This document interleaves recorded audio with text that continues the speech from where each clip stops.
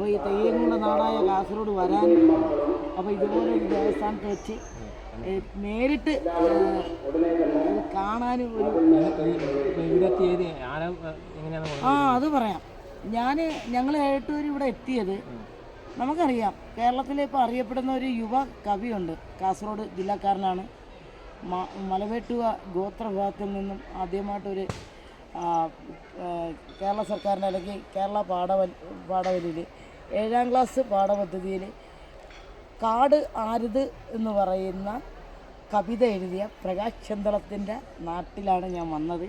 പ്രകാശ് ചെന്തളത്തിൻ്റെ ആദ്യത്തെ ഒരു കവിത കാടകക്കൂടെന്ന് പറഞ്ഞൊരു കവിത ഞാൻ ചൊല്ലിയിട്ടുണ്ട്, യൂട്യൂബിലുണ്ട്. അത് നിർമ്മിച്ചിരിക്കുന്നത് നമ്മുടെ ചേച്ചി, അതായത് കളമശ്ശേരി ഗീത ചേച്ചിയാണ്. അത് മ്യൂസിക് ചെയ്തത് വൈശാഖ് ശ്രീരാഗം, എഴുതിയത് പ്രകാശ് ചെന്തളം, നമ്മുടെ യുവകവി, കാസർഗോഡിൻ്റെ അഭിമാനമാണ്.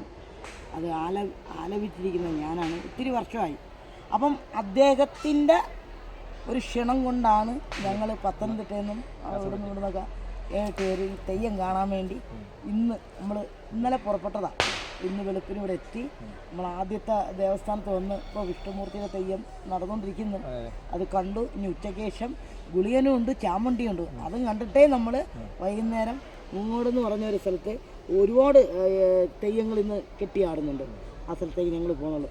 എന്തായാലും ഈ നാട്ടിൽ വരികയും തെയ്യത്തെ നമ്മൾ ടി വിയിലൂടെയും അല്ലെങ്കിൽ സോഷ്യൽ മീഡിയയിലൂടെയും കണ്ടതല്ലാതെ നേരിട്ട് കണ്ടൊരു ആസ്വാദനം അത് പറഞ്ഞറിയിക്കാൻ വയ്യ.